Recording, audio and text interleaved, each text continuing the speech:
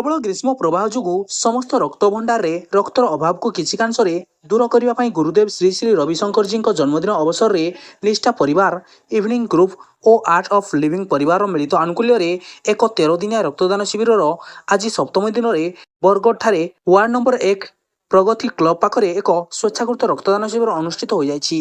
बरेण्य अतिथि भाव में इवनिंग ग्रुपर सभापति विक्की प्रधान, ब्रह्मा महाकूड़ ठिकादार संघर सभापति सुधांशु गड़तिया और उत्तम जेना जोगदे फिताकाटी आनुष्ठानिक भाव में शुभारंभ करथिले। एही शिविररु बुर्ला रक्त भंडार द्वारा सर्वमोट 31 यूनिट रक्त संग्रहित होइथिला।